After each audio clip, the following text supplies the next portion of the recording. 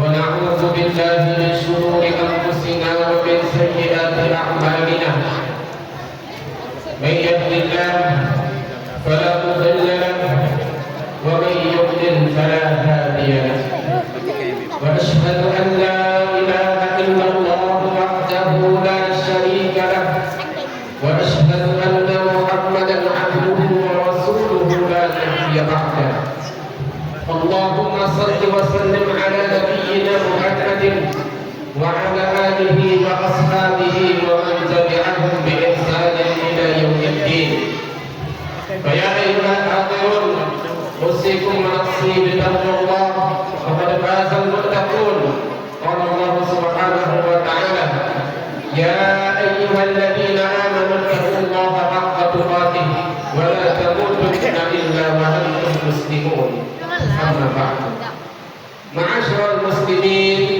معاشر المسلمات bapak-bapak, ibu-ibu, saudara-saudari, abang-abang, kakak-kakak, adik-adik, ananda sekalian, anak-anakku yang tercinta yang semoga dirahmati Allah Subhanahu wa taala.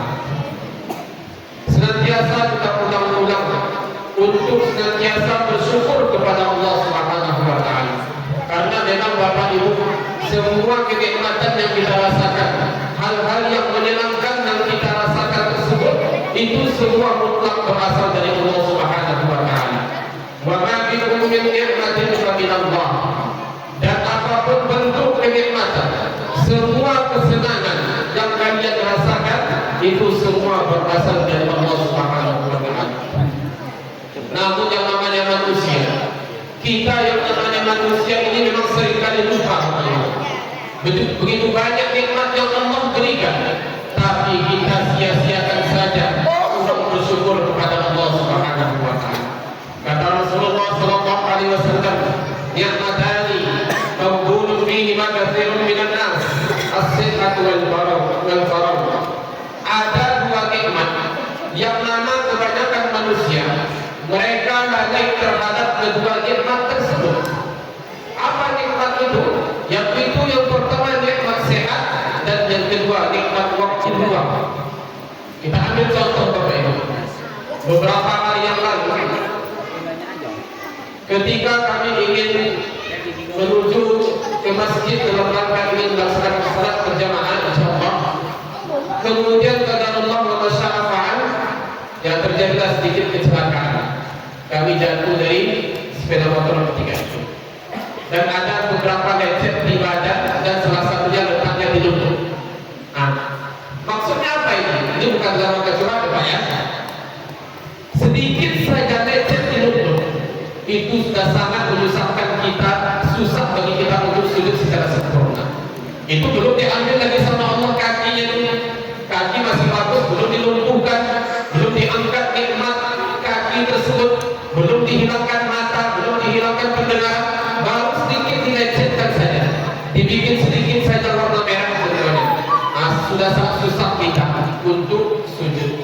Makanya mungkin mohon maaf tadi yang di sebelah kami yang sholat, kalau ada agak sedikit lain cara sujud kami, cara duduk kami, nah itu bukan apa-apa. Jangan tanyakan Ustaz alirannya apa Ustaz, bukan masalah aliran ini masalah uzur. Alhamdulillah malam ini kami berusaha belajar ya, bisa supaya belajar lagi sujudnya ya, sama duduknya itu. Nah ini contoh Bapak Ibu, sedikit saja nikmat itu dicabut, bukan dicabut, sedikit saja dikurangi, maka sudah sangat-sangat susah kita. Ini menunjukkan apa? Kesehatan tersebut merupakan nikmat yang besar, mahkota yang berharga yang hanya diketahui oleh orang-orang yang sakit saja. Jadi bersyukurlah kita ketika kita sehat, ketika kita punya waktu luang, dan kita gunakan untuk beribadah kepada Allah Subhanahu wa taala. Kemudian selawat dan salam untuk baginda kita yang tercinta Nabi Muhammad sallallahu alaihi wasallam. Ma'asyiral muslimin wal muslimat rahimakumullah. Judul tausiah kita pada malam hari ini apa judulnya? Ada tak judulnya? Jihad dalam Islam. Jihad Dalam Islam. ya, jihad dalam Islam. Ma'asyiral muslimin wal muslimat rahimakumullah. Kalau disebutkan kata-kata jihad, Kira-kira apa yang terbayang sama kita? Apakah jihad? Nah, apa yang terbayang? Perang. Apa lagi? Berjuang. Perang, berjuang, pedang, pistol, senjata, teraja, darah, patah tulang, nyawa melayang dan lain sebagainya. Intinya dalam peperangan. Ini memang betul. Itu bukan suatu yang salah. Memang jihad fi sabilillah, salah satu konteks daripada jihad fi sabilillah adalah peperangan di jalan Allah Subhanahu wa taala. Peperangan dalam rangka melawan orang-orang kufar untuk menegakkan kalimat tauhid, meninggikan agama Allah Subhanahu wa taala. Ma'asyiral muslimin wal muslimat rahimakumullah. Pada kesempatan yang singkat ini kita akan jelaskan 3 poin. Nah, silakan Anda yang ingin tulis. Yang pertama tentang definisi jihad, tentang pengertian jihad, tentang arti jihad. Apa itu jihad? Kadang-kadang sering kita ucapkan, tapi tak tahu kita maknanya. Kemudian yang kedua, yaitu tingkatan-tingkatan jihad, tingkatan jihad atau macam-macam jihad, ya tingkatan-tingkatan jihad. Kemudian yang ketiga, keutamaan atau urgensi daripada jihad fi sabilillah. Ma'asyiral muslimin wal muslimat rahimakumullah. Yang pertama kita bahas tentang definisi jihad atau takrif jihad atau pengertian jihad. Jihad berasal dari bahasa Arab yang mana bisa diambil dari kata al-jahd. Al-jahd bisa diartikan kelelahan, kesusahan, capek, letoi dan lain sebagainya. Kenapa demikian? Karena memang orang-orang yang berjihad nanti setelah dia berjihad hasilnya akan lelah dia, akan capek dia, akan merasakan kesusahan dia. Jadi bohong kalau ada orang mengatakan dia berjihad tapi tidak ada capek, bohong. Pasti yang namanya berjihad itu ada capeknya, ada lelahnya. Tapi mungkin karena ada janji-janji dari Allah Subhanahu wa taala yang diinginkan, mungkin lelah itu berupa diinginkan sehingga tidak terasa lelah atau penuh dengan kebahagiaan dalam jihad tersebut. Bisa juga diambil dari kata al-juhd. Tadi al-jahdu yang berarti kelelahan. Bisa juga diambil dari kata al-juhd yang arti kemampuan, perjuangan. Artinya memaksimalkan kemampuan dalam mencapai suatu tujuan. Itu termasuk bahagian dari dalam jihad. Jadi kalau ada seseorang memaksimalkan kemampuannya untuk menggapai satu tujuan, maka dia termasuk dalam kondisi berjihad secara bahasa. Adapun secara istilah, jihad bisa diartikan adalah kesungguhan seseorang, yaitu memaksimalkan kemampuannya dan bersungguh-sungguh untuk mencapai suatu tujuan, yaitu keridhaan Allah Subhanahu wa taala. Bisa dalam rangka untuk menunaikan apa yang Allah perintahkan atau dalam rangka memerangi orang-orang yang menentang Allah Subhanahu wa taala. Begitu secara global daripada makna atau definisi jihad. Kemudian ma'asyiral muslimin wal muslimat rahimakumullah. Jihad ini merupakan perkara paling penting dalam agama Islam. Allah Subhanahu wa taala berfirman, "Innal ladzina amanu wal ladzina hajaru wa jahadu fi sabilillah ulaika yarjuna rahmatallah wallahu ghafurur rahim." Sesungguhnya orang-orang yang beriman dan juga berhijrah, kemudian orang-orang tersebut berjihad di jalan Allah Subhanahu wa taala, mereka adalah orang-orang yang mendapatkan atau mengharapkan rahmat Allah Subhanahu wa taala, dan Allah Maha Pengampun dan Maha Penyayang. Jadi orang yang berjihad di jalan Allah, bersungguh-sungguh di jalan Allah, insyaallah orang-orang tersebut dirahmati Allah Subhanahu wa taala. Bahkan Allah Subhanahu wa taala akan mengampuni seluruh dosa-dosa orang yang berjihad, terutama mereka yang berjihad fi sabilillah di jalan Allah, berperang di jalan Allah, kemudian mati syahid dia, maka akan diampuni seluruh dosa-dosanya kecuali salah satunya adalah hutang. Nah, ini bahayanya. Makanya kalau kita ada hutang, segera ditunaikan, atau ada hutang sangkut paut pernah kita menyakiti orang lain, juga segera kita selesaikan, karena itu yang tidak bisa diampuni dengan perkara jihad muslimin wal muslimat rahimahullah. Kemudian yang kedua kita bahas tentang tingkatan-tingkatan jihad atau pembagian jihad. Kata para ulama, jihad tersebut paling tidak bisa terdapat 4 tingkatan. Yang mana dari masing-masing tingkatan tersebut merupakan jihad fi sabilillah. Tingkatan yang pertama adalah jihadun nafs. Jihad yaitu jihad dalam rangka melawan diri sendiri, berjuang, berusaha keras dalam rangka melawan diri sendiri, artinya melawan hawa nafsu kita sendiri, Bapak. Dan ini merupakan tingkatan jihad yang pertama. Bagaimana cara kita berjihad melawan hawa nafsu? Ada 4 hal yang bisa kita kerjakan, Bapak Ibu. Yang pertama dalam kita berjihad melawan hawa nafsu, yaitu dengan cara kita menuntut ilmu. Ini yang pertama. Ketika kita menuntut ilmu, maka kita sebagai kita mana yang hak, mana yang batil, mana yang benar, mana yang salah, mana yang Allah ridai, mana yang Allah murkai, sehingga kita bisa membedakan daripada 2 hal yang berbeda tersebut. Itu yang pertama. Karena itulah Rasulullah SAW mewajibkan kita untuk menuntut ilmu, karena ini termasuk bahagian daripada jihad. Talabul ilmi fardhatun 'ala kulli muslim. Menuntut ilmu merupakan suatu kewajiban bagi setiap muslim. Kemudian bahagian yang kedua dari jihad melawan hawa nafsu, yaitu mengamalkan ilmu. Jadi setelah kita memiliki ilmu, lanjut kita pada jihad yang berikutnya, yaitu mengamalkan ilmu. Karena ingat Bapak Ibu, kalau seseorang itu masuk surga karena ilmu saja, niscaya iblis pasti masuk surga. Kenapa? Karena iblis memiliki ilmu yang banyak, tapi sangat disayangkan iblis tidak mengamalkan ilmunya. Ketika penghuni surga masuk ke dalam surga, disebutkan kepada mereka wadkhulul jannah urituha bima kuntum ta'malun. Wahai penduduk surga, masuklah kalian ke dalam surga disebabkan karena amal kalian, bukan karena ilmu semata. Jadi ketika kita memiliki ilmu, maka hendaknya kita mengamalkan ilmu. Kemudian setelah kita memiliki ilmu, kemudian kita amalkan ilmu, kita lanjut pada tahap yang ketiga, yaitu jihad dalam berdakwah kepada Allah Subhanahu wa taala. Kita tidak dituntut Bapak Ibu untuk menjadi saleh sendirian. Kita hendaknya mengajak orang lain untuk ikut menjadi saleh, beribadah kepada Allah Subhanahu wa taala, yaitu dengan cara berdakwah di jalan Allah.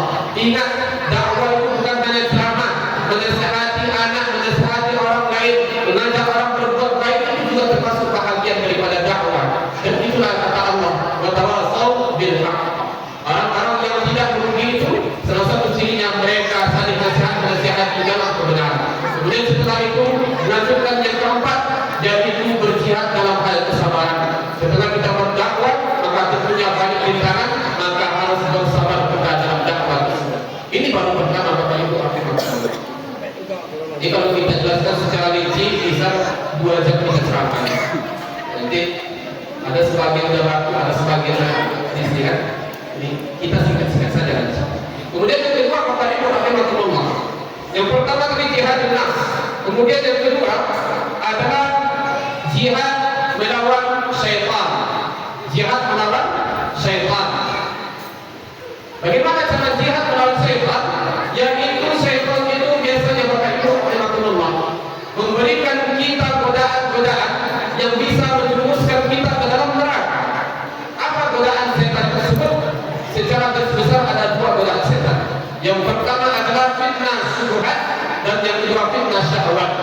Fitnah syubhat ini yang bisa membuat kita jauh dari Allah Subhanahu wa taala, menjadikan kita seperti orang orientalis, menjadikan kita kufur kepada Allah, menjadikan kita tidak mau beribadah kepada Allah Subhanahu wa taala. Dan awal daripada fitnah syubhat adalah menuntut ilmu. Kemudian yang kedua adalah fitnah syahwat, yaitu mengajak kita kepada perbuatan-perbuatan yang Allah haramkan, meninggalkan apa saja yang Allah wajibkan. Maka itu semua mengarahkan kepada syahwat kita. Diarahkan syahwat kita itu ketika kita mengikuti hawa nafsu, maka kita telah mengikuti langkah-langkah syaitan, dan tentunya kita telah terjerumus di dalamnya. Oleh karena itu kita hendaknya berjihad bersungguh-sungguh untuk melawan keduanya, yaitu syubhat dengan ilmu dan syahwat dengan sabar kepada Allah Subhanahu wa taala. Kemudian ketiga Allah. Yang pertama tadi jihadun nafs, yang kedua jihadus syaitan, jihad melawan setan. Kemudian yang ketiga yaitu jihad melawan orang-orang zalim, jihad melawan para pelaku maksiat. Nah, bagaimana cara kita melawan orang-orang zalim? Bukan dengan cara melihat orang main judi, mohon maaf, ada orang main judi kita kepelek, bukan seperti itu ya. Jangan salah sangka nanti. Ada orang minum minuman keras langsung kita pukul, ada mari langsung dihajar, itu biasa. Jadi jihad melawan orang-orang zalim artinya orang-orang yang membuat kemungkaran ada 3 tingkatan. Yang pertama dengan tangan atau dengan kekuasaan kita. Kalau tak sanggup kita lakukan yang kedua, yaitu dengan cara lisan kita, dengan kita berikan nasihat dan lain sebagainya. Dan terakhir kalau tak mampu kita dengan hati kita. Hal ini berdasarkan hadis Nabi SAW, "Man ra'a minkum munkaran falyughayyirhu bi yadihi, fa in lam yastati' fa bi lisanihi, fa in lam yastati' fa bi qalbihi, wa dzalika aqrabul iman." Kalau kalian melihat suatu kemungkaran, maka ubahlah kemungkaran tersebut dengan tangan kalian. Artinya dilarang mereka, langsung dihilangkan.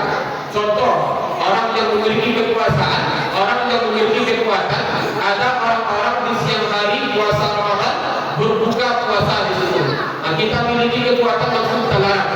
Atau ada orang-orang berkumpul, mohon maaf, minum minuman keras. Maka kalau kita memang bisa, sanggup, kita hilangkan perkumpulan tersebut. Itu yang terbaik. Tapi tidak semua kita yang sanggup. Kalau kita tak sanggup, maka lakukan cara yang kedua, yaitu dengan lisan. Kita berikan nasihat, boleh seperti ini, kita larang mereka dengan lisan kita. Tapi kalau tidak sanggup juga, maka minimal dengan hati kita.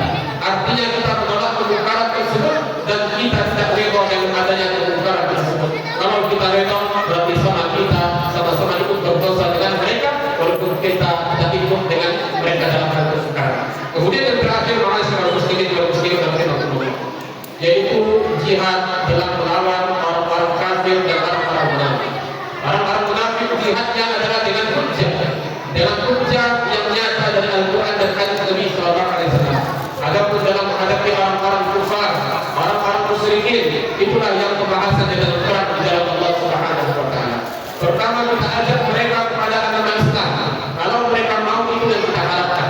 Maka kalau mereka tak mau, maka lakukan seperti pembayaran pajak dan lakukan perjanjian damai antara kita dan mereka. Ketika terjadi perjanjian damai, maka tak boleh kita menyakiti orang-orang yang mereka itu bukan seagama dengan kita. Disitulah letak toleransi kita. Kemudian yang ketiga, kalau mereka tak mau, mereka membangkang melawan kepada kita, baru terjadi perang di jalan Allah Subhanahu wa taala. Itulah jihad, yaitu jihad yang terakhir, tingkatan yang terakhir, jihad berperang di jalan Allah Subhanahu wa taala. Kemudian terakhir keutamaan jihad, kita ambil satu ayat saja yang kita bacakan tadi. Innal ladzina amanu wal ladzina hajaru wa jahadu fi sabilillah ulaika yarjuna rahmatallah wallahu ghafurur rahim. Sesungguhnya orang-orang yang beriman kepada Allah, berhijrah di jalan Allah, kemudian berjihad di jalan Allah Subhanahu wa taala, mereka adalah orang-orang yang mengharapkan rahmat Allah. Allah sayang kepada mereka dan insyaallah orang seperti itu akan mendapatkan ampunan Allah Subhanahu wa taala, dan Allah Maha Pengampun dan Maha Penyayang. Mohon maaf atas kekurangan kami, kalau benar datang dari Allah, kalau salah datang dari kami karena kekurangan hidup kami. Aku qouli hadza wa astaghfirullah li wa lakum innahu huwal ghafurur rahim. Wassalamu alaikum